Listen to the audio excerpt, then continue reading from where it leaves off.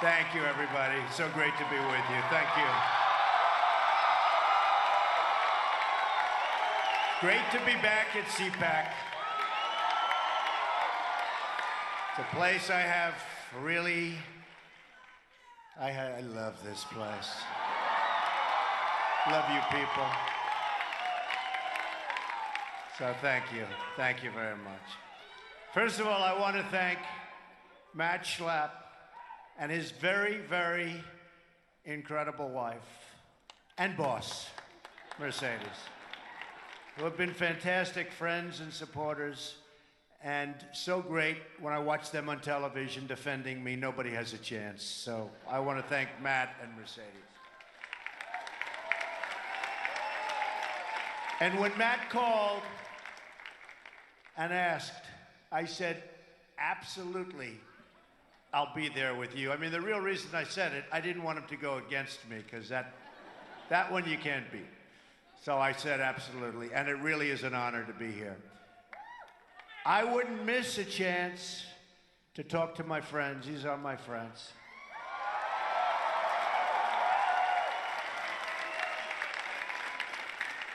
And we'll see you again next year and the year after that. And I'll be doing this with CPAC whenever I can, and I'll make sure that we're here a lot. You know, if you remember my first major speech, sit down, everybody, come on. You know, the dishonest media, they'll say, he didn't get a standing ovation. You know why? No, you know why? Because everybody stood and nobody sat. So they will say, he never got a standing ovation, right?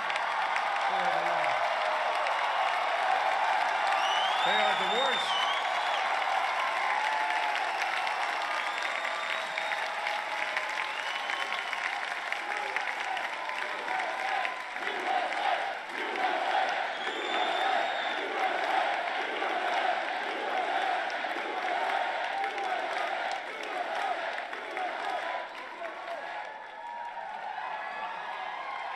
So, sit down. Donald Trump did not get a standing ovation. They leave out the part, they never sat down. They leave that out.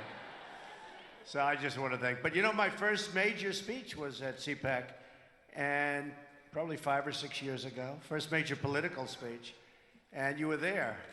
And it was, I loved it. I loved the people, I loved the commotion. And then they did these polls where I went through the roof and I wasn't even running, right? But it gave me an idea. And I got a little bit concerned when I saw what was happening in the country. And I said, let's go to it. So it was very exciting. I walked the stage on CPAC. I'll never forget it, really. I had very little notes and even less preparation. So when you had practically no notes and no preparation, and then you leave and everybody was thrilled, I said, I think I like this business. I would have come last year, but I was worried that I would be, at that time, too controversial. We wanted border security. We wanted very, very strong military.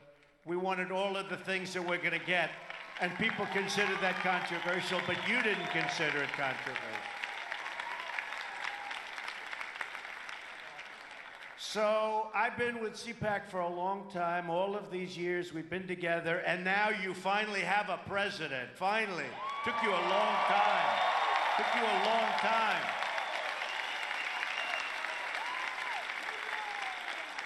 And it's patriots like you that made it happen, believe me. Believe me.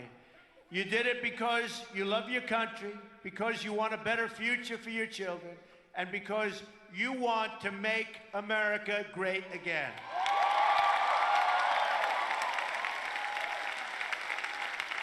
The media didn't think we would win. The pundits, you're right, they had an idea. The pundits didn't think we'd win. The consultants that suck up all that money, oh, they suck it up, they're so good. They're not good at politics, but they're really good at sucking up people's money. especially my opponents, because I kept them down to a minimum. But the consultants didn't think we would win. But they all underestimated the power of the people, you. And the people proved them totally wrong. Never and this is so true, and this is what's been happening. Never underestimate the people. Never. I don't think it'll ever happen again.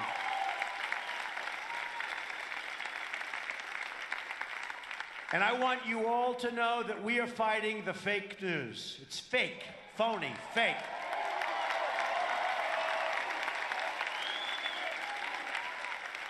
A few days ago, I called the fake news the enemy of the people, and they are. They are the enemy of the people. Because they have no sources, they just make them up when there are none. I saw one story recently where they said 9 people have confirmed. There are no 9 people. I don't believe there was 1 or 2 people. 9 people. And I said, give me a break, because I know the people. I know who they talk to. There were no 9 people, but they say 9 people. And somebody reads it, and they think, oh, 9 people, they have 9 sources. They make up sources.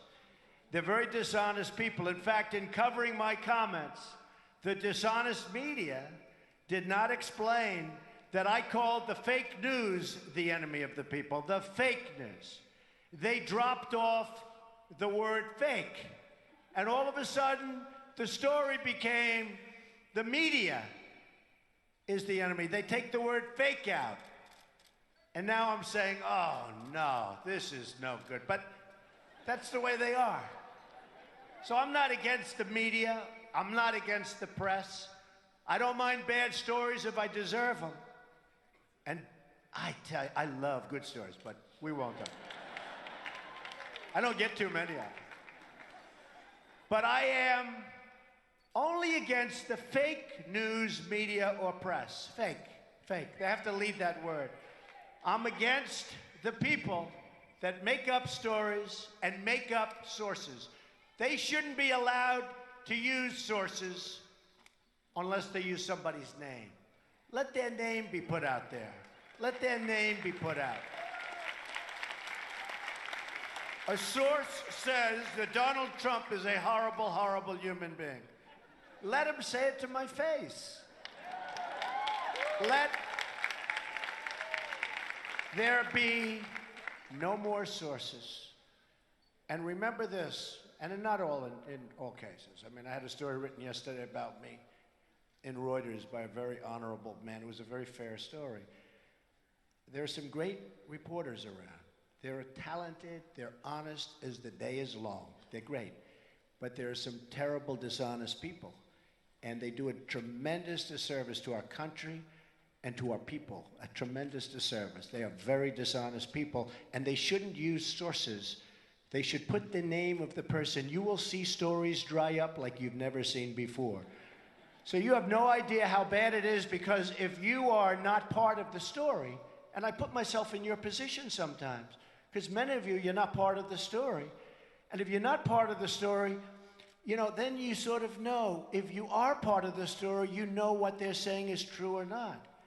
So when they make it up, and they make up something else, and you saw that before the election, polls. The polls. They come out with these polls, and everybody was so surprised. Actually, a couple of polls got it right. I must say, Los Angeles Times did a great job. Shocking, because, you know, they did a great job.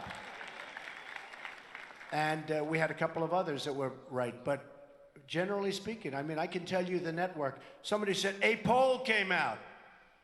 And I say, what network is it?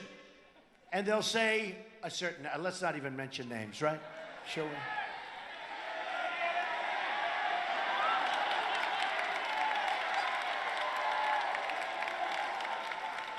Well, you have a lot of them. Look, the Clinton News Network is one. Totally. Take a look, honestly. Take a look at their polls over the last 2 years. Now, you'd think they'd fire the pollster, right? After years and years of getting battered. But I don't know. I mean, who knows? Maybe they're just bad at polling. Or maybe they're not legit. but it's one or the other. Look at how inaccurate. Look at CBS, look at ABC also. Look at NBC. Take a look at some of these polls. They're so bad, so inaccurate. And what that does is it creates a false narrative. It creates like this narrative that's just like, we're not going to win. And people say, oh, I love Trump, but you know, I'm not feeling great today. He can't win, so I won't go and vote. I won't go and vote. It creates a whole false deal. And we have to fight it, folks. We have to fight it. They're very smart, they're very cunning, and they're very dishonest. So just to conclude, I mean, it's a very sensitive topic, and they get upset when we expose their false stories. They say that we can't criticize their dishonest coverage because of the First Amendment. You know, they always bring up the First Amendment. And I love the First Amendment. Nobody loves it better than me. Nobody. I mean, who uses it more than I do? But the First Amendment gives all of us, it gives it to me, it gives it to you, it gives it to all Americans, the right to speak our minds freely. It gives you the right, and me the right, to criticize fake news and criticize it strongly.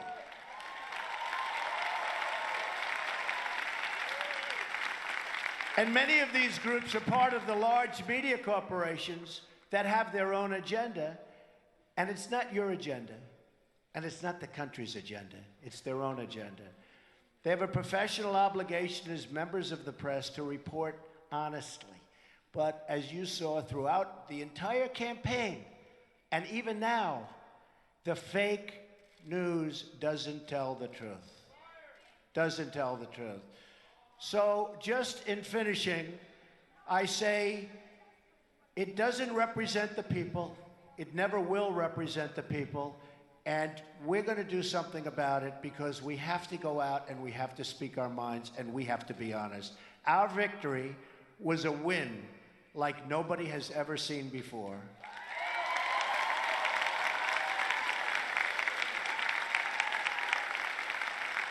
And I'm here fighting for you, and I will continue to fight for you. The victory and the win was something that really was dedicated to a country and people that believe in freedom, security, and the rule of law. Our victory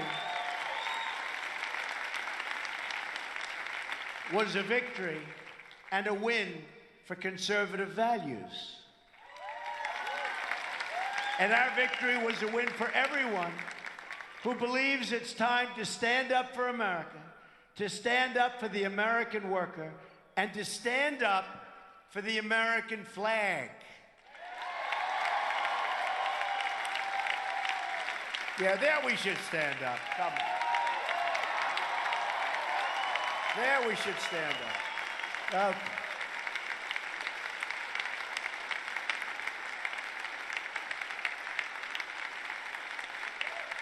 And by the way, we love our flag. And by the way, you folks are in here, the place is packed. There are lines that go back 6 blocks. And I tell you that because you won't read about it, okay? But there are lines that go back 6 blocks. There is such love in this country for everything we stand for. You saw that on Election Day. And you're going to see it more and more. So we're all part of this very historic movement, a movement the likes of which, actually, the world has never seen before. There's never been anything like this. There's been some movements, but there's never been anything like this. There's been some movements that petered out, like Bernie, petered out. But it was a little rigged against him, you know, superdelegate. She had so many delegates before the thing even started. I actually said to my people, how does that happen? Not that I'm a fan of Bernie, but a lot of Bernie people voted for Trump. You know why? Because he's right on one issue, trade. He was right about trade. Our country is being absolutely devastated with bad trade deals. So he was right about that, but we got a lot of Bernie support. So actually, I like Bernie, okay? I like Bernie. But I'm here today to tell you what this movement means for the future of the Republican Party and for the future of America. First, we need to define what this great, great unprecedented movement is and what it actually represents. The core conviction of our movement is that we are a nation that put and will put its own citizens first.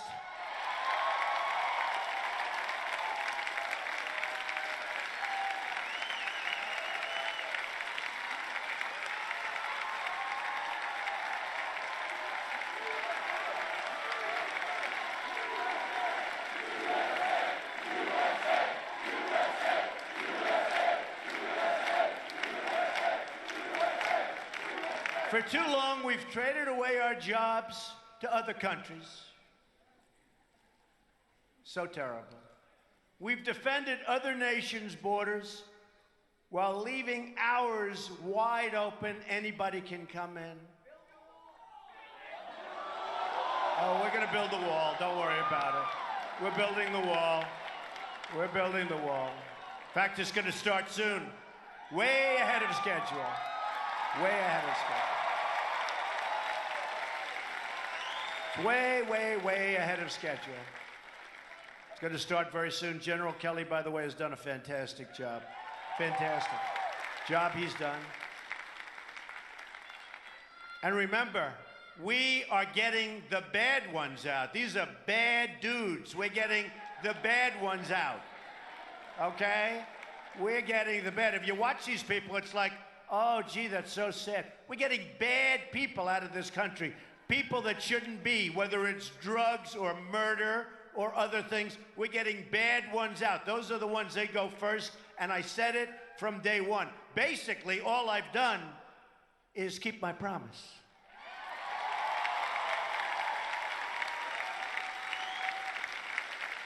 We've spent trillions of dollars overseas while allowing our own infrastructure to fall into total disrepair and decay. In the Middle East, we've spent, as of 4 weeks ago, $6 trillion. Think of it. And by the way, the Middle East is in what, I mean, it's not even close. It's in much worse shape than it was 15 years ago. If our presidents would have gone to the beach for 15 years, we would be in much better shape than we are right now. That I can tell you.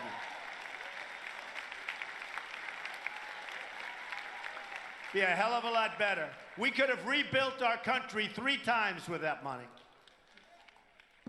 This is the situation that I inherited. I inherited a mess, believe me. We also inherited a failed healthcare law that threatens our medical system with absolute and total catastrophe.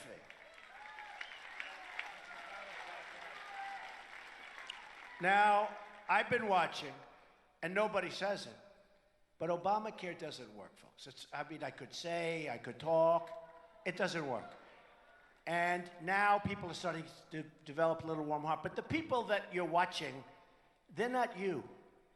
They're largely, many of them are the side that lost. You know, they lost the election. It's like, how many elections do we have to have? They lost the election. But I always say, Obamacare doesn't work. And these same people 2 years ago and a year ago were complaining about Obamacare. And the bottom line, we're changing it. We're going to make it much better. We're going to make it less expensive. We're going to make it much better. Obamacare covers very few people. And remember, deduct from the number all of the people that had great health care that they loved that was taken away from them. Was taken away from them.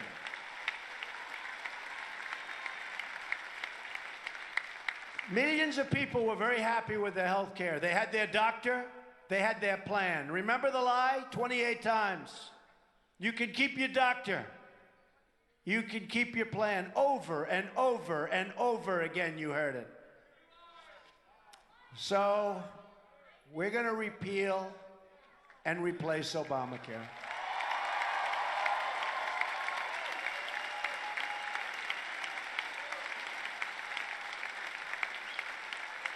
And I tell Paul Ryan, and all of the folks that we're working with very hard.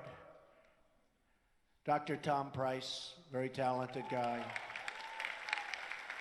But I tell them, from a purely political standpoint, the single best thing we can do is nothing.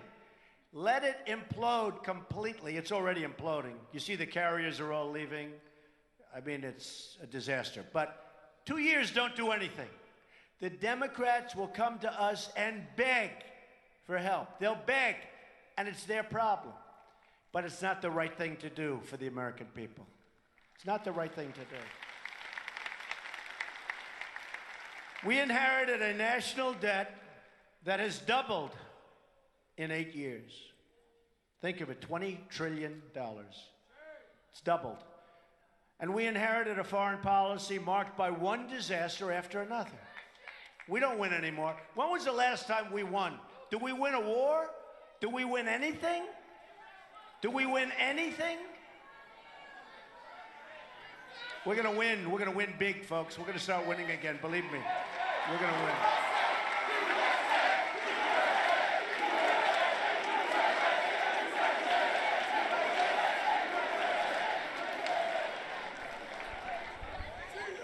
But we're taking a firm, bold, and decisive measure. We have to turn things around. The era of empty talk is over. It's over. Now is the time for action. So let me tell you about the actions that we're taking right now to deliver on our promise to the American people and on my promise to make America great again. We've taken swift and strong action to secure the southern border of the United States and to begin the construction of a great, great border wall.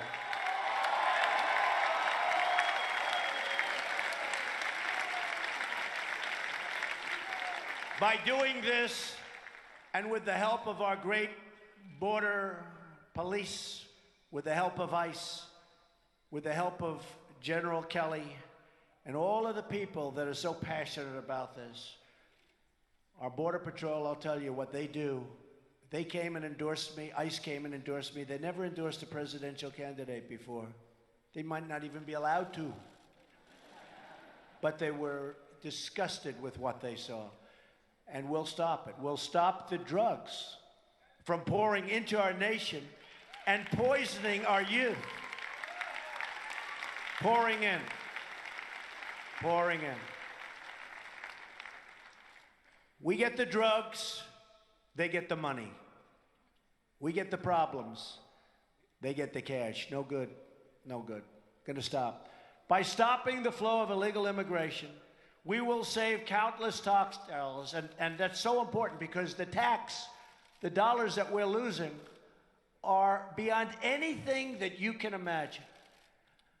And the tax dollars that can be used to rebuild struggling American communities, including our inner cities.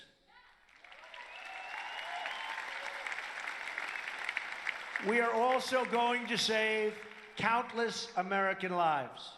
As we speak today, immigration officers are finding the gang members, the drug dealers, and the criminal aliens and throwing them the hell out of our country.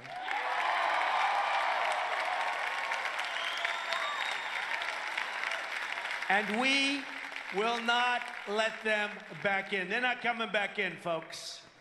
They do, they're gonna have bigger problems than they ever dreamt of. I'm also working with the Department of Justice to begin reducing violent crime. I mean, can you believe what's happening in Chicago, as an example? 2 days ago, 7 people were shot, and I believe killed. 7 people. 7 people. Chicago, a great American city. 7 people shot and killed. We will support the incredible men and women of law enforcement.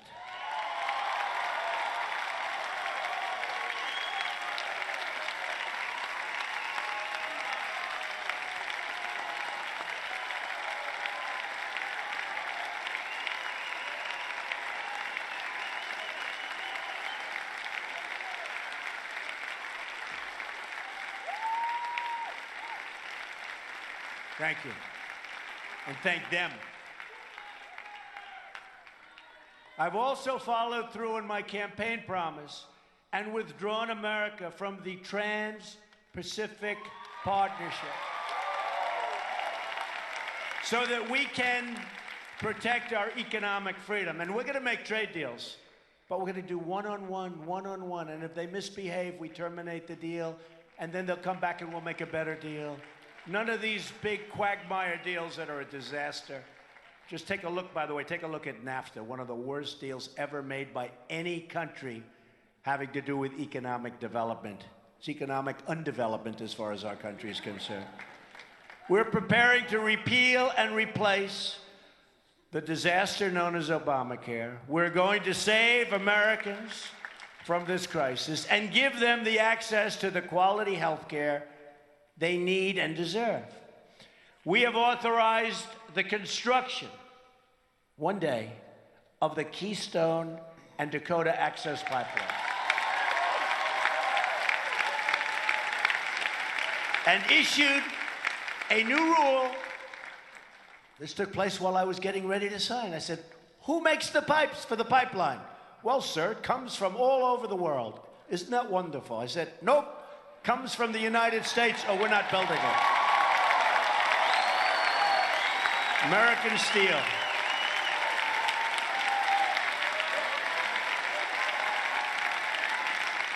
If they want a pipeline in the United States, they're going to use pipe that's made in the United States. Do we agree? But can you imagine, I told the story the other day, can you imagine the gentleman, never met him, don't even know the name of his company. I actually sort of know it, but I want to get it exactly correct. Big, big, powerful company. They spent hundreds of millions of dollars on the pipeline. Same thing with the Dakota, different place. They got their approvals, everything in the case of Dakota, then all of a sudden they couldn't connect it because they had people protesting that never showed up before. But with the Keystone, so they spent hundreds of millions of dollars with bloodsucker consultants, you know, sucking the blood out of the company. Don't worry, I used them all my life, okay? Don't worry, we're gonna get it approved, I'm connected, I'm a lobbyist, don't worry. Bottom line, Obama didn't sign it, right? Could be 42,000 jobs, somewhere around there, a lot of jobs. Didn't sign it. But can you imagine? He gave up. A year ago, it was dead. Now he's doing nothing, calling his wife, hello, darling, I'm a little bored. You know that pipeline, that has killed us, that has killed our company. Knock, knock, Mr. So-and-so. The Keystone Pipeline, sir, out of nowhere has just been approved. Now, can you imagine the expression? And you know the sad part? Those same blood-sucking consultants that hit him for all the money and failed, they're now going to go back to him and say, didn't we do a great job? We want more money, right? Because that's the way the system works. A little bit off, but that's the way the system works. We're preparing bold action to lift the restrictions on American energy, including shale oil, natural gas, and beautiful, clean coal, and we're going to put our miners back to work. Miners are going back to work.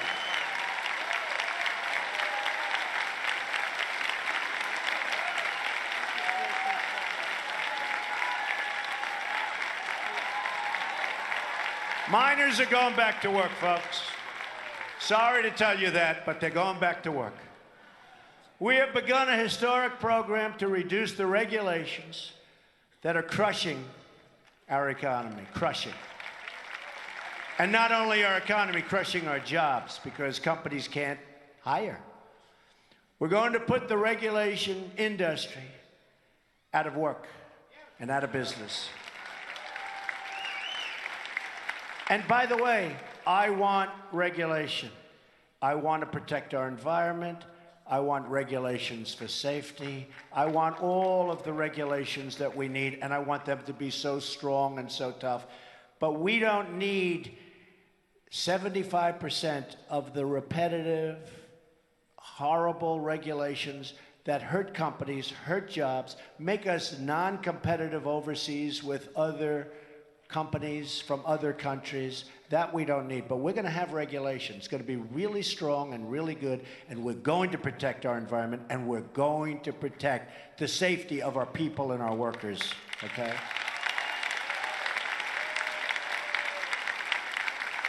Another major promise is tax reform. We are going to massively lower taxes on the middle class, reduce taxes on American business, and make our tax code more simple and much more fair for everyone, including the people and the business.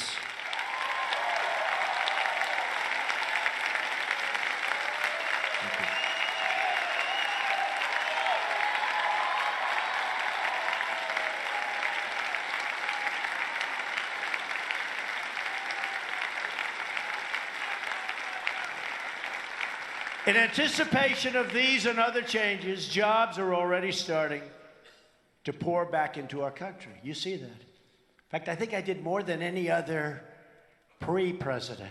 They say president-elect. President-elect is meeting with Ford. He's meeting with Chrysler. He's meeting with General Motors. I just want to save a little time. Because Ford and Fiat Chrysler, General Motors, Sprint, Intel, and so many others are now, because of the election result, making major investments in the United States, expanding production, and hiring more workers. And they're going back to Michigan, and they're going back to Ohio, and they're going back to Pennsylvania, and they're going back to North Carolina, and to Florida.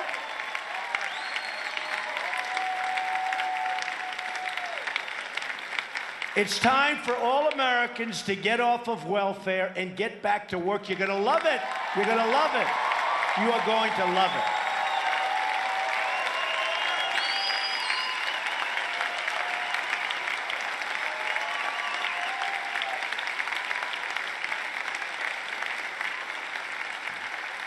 We're also putting in a massive budget request for our beloved military.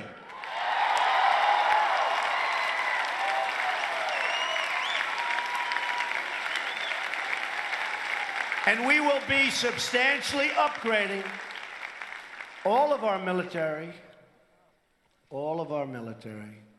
offensive, defensive, everything, bigger and better and stronger than ever before, and hopefully we'll never have to use it, but nobody's going to mess with us, folks. Nobody.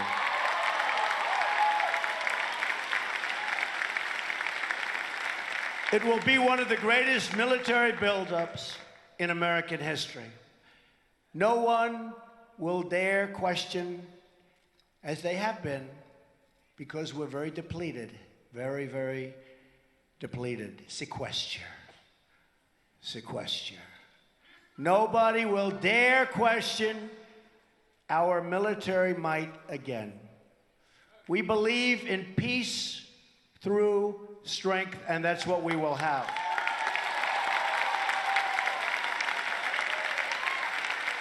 As part of my pledge to restore safety for the American people, I have also directed the defense community to develop a plan to totally obliterate ISIS.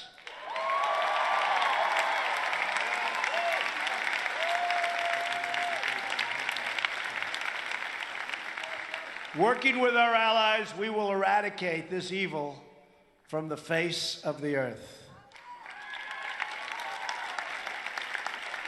At the same time, we fully understand that national security begins with border security. Foreign terrorists will not be able to strike America if they cannot get into our country. And by the way, take a look at what's happening in Europe, folks. Take a look at what's happening in Europe. I took a lot of heat on Sweden. And then a day later, I said, has anybody reported what's going on? And it turned out that they didn't, not too many of them did. Take a look at what happened in Sweden. I love Sweden. Great country, great people. I love Sweden. But they understand I'm right. The people over there understand I'm right. Take a look at what's happening in Sweden. Take a look at what's happening in Germany. Take a look at what's happened in France.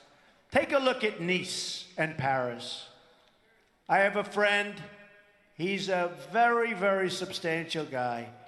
He loves the City of Lights. He loves Paris. For years, every year during the summer, he would go to Paris. It was automatic with his wife and his family. I hadn't seen him in a while. And I said, Jim, let me ask you a question. How's Paris doing? Paris? I don't go there anymore. Paris is no longer Paris. That was 4 years, 4 or 5 years has it gone there. He wouldn't miss it for anything. Now he doesn't even think in terms of going there. Take a look at what's happening to our world, folks. And we have to be smart. We have to be smart. We can't let it happen to us.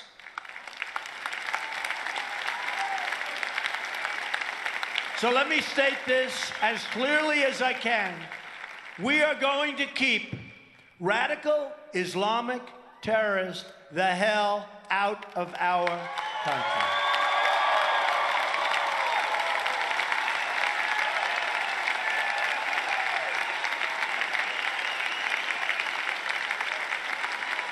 We will not be deterred from this course.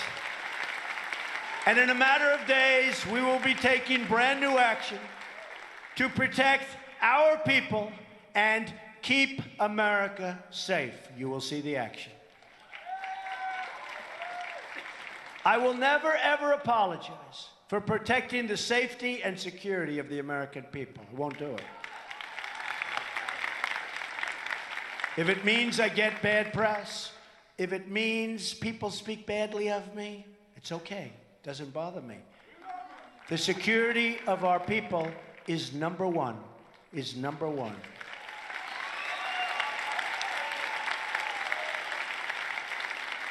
Our administration is running with great efficiency, even though I still don't have my cabinet approved. Nobody mentions that. Do you know I still have people out there waiting to be approved? And everyone knows they're going to be approved. It's just a delay, delay, delay. It's really sad. It's really sad. And these are great people. These are some great people. We still don't have our cabinet. I assume we're setting records for that. That's the only thing good about it, is we're setting records. I love setting records. But I hate having a cabinet meeting and I see all these empty seats. I said, Democrats, please approve our cabinet and get smart on health care too, if you don't mind. But we're taking meetings every day with top leaders in business, in science, and industry. Yesterday I had 29 of the biggest business leaders in the world in my office. Caterpillar Tractor, Campbell's Soup. We had everybody. We had everybody. I like Campbell's Soup.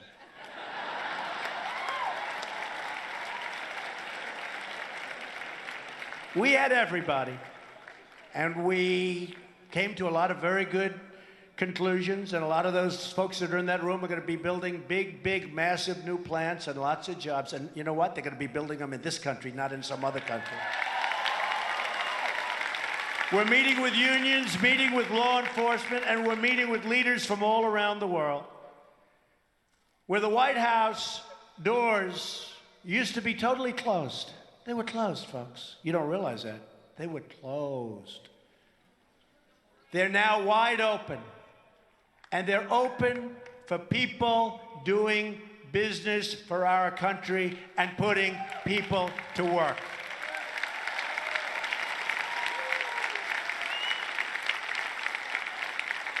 And when they come into the White House, we're translating these meetings into action. One by one, we're checking off the promises we made to the people of the United States. One by one, a lot of promises. And we will not stop until the job is done. We will reduce your taxes. We will cut your regulations. We will support our police. We will defend our flag.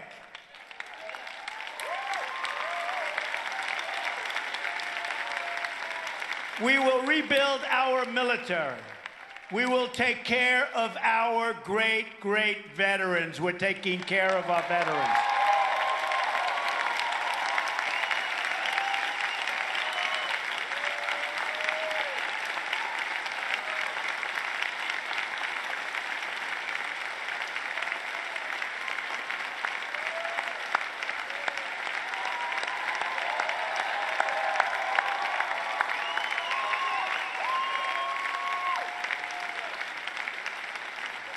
We will fix our broken and embarrassing trade deals that are no good. None of them.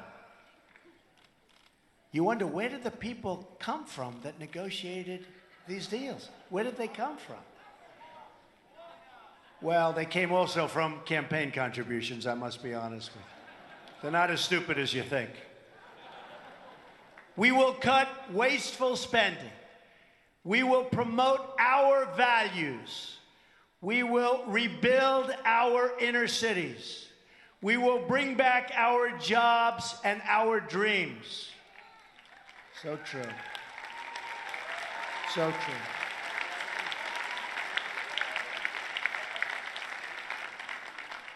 And by the way, we will protect our Second Amendment.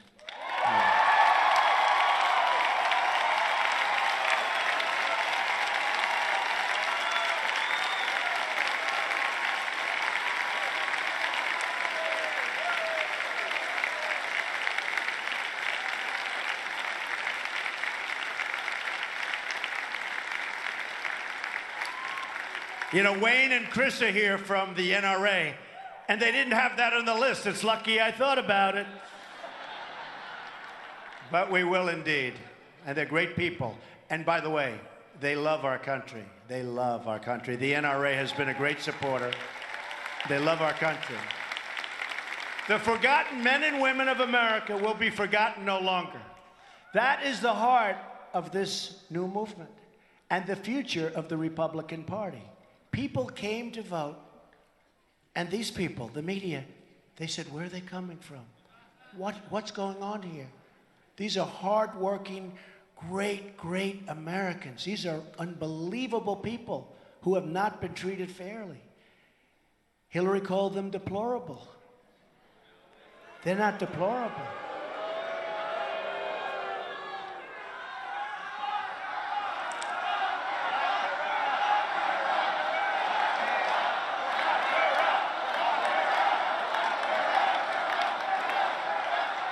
Who would have thought that a word was going to play so badly? That's the problem in politics. One wrong word and it's over. She also said irredeemable, but we won't mention it. The GOP will be, from now on, the party also of the American worker.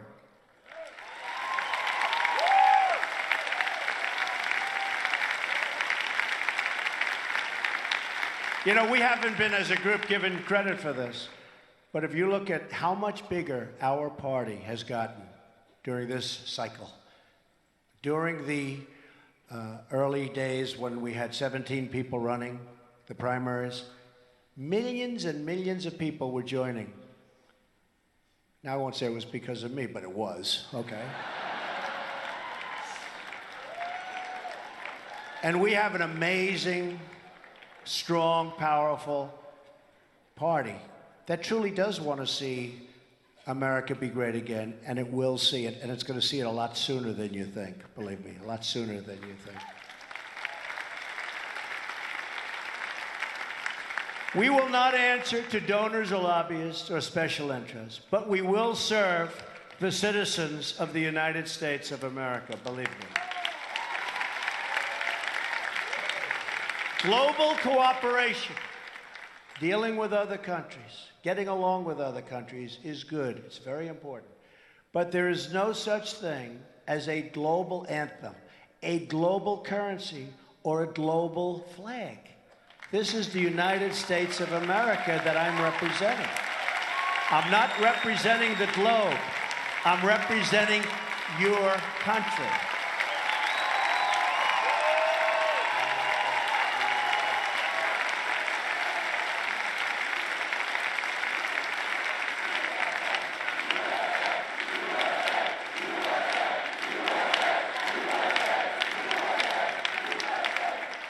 There is one allegiance that unites us all, and that is to America.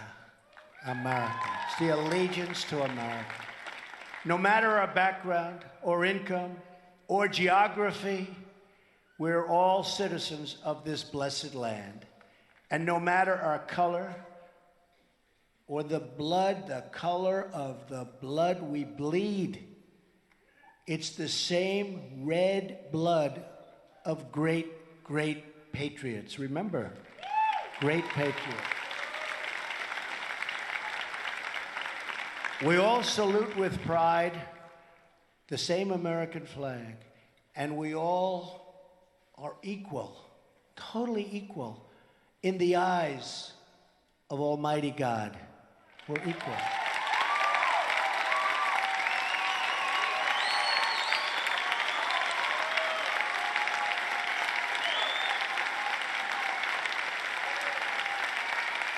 Thank you.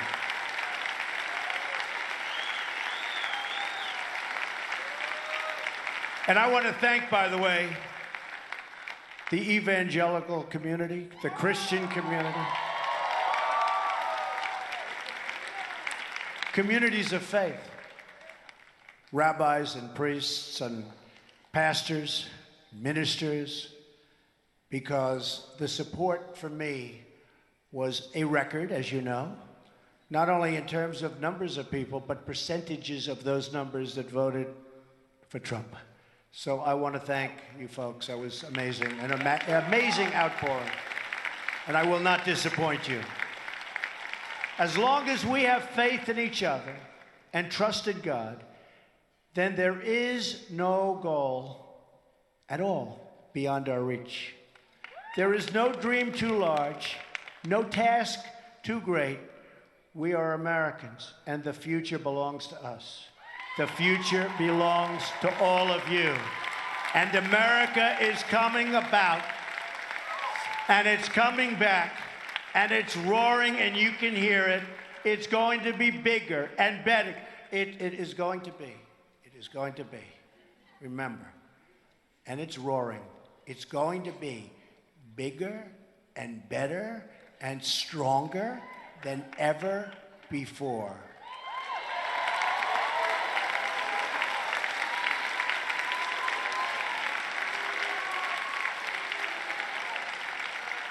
I want to thank you, and Matt and Mercedes. I want to thank the two of you and all of the supporters that I have. I see them, they're all over the place. You are really great people. I want to thank you.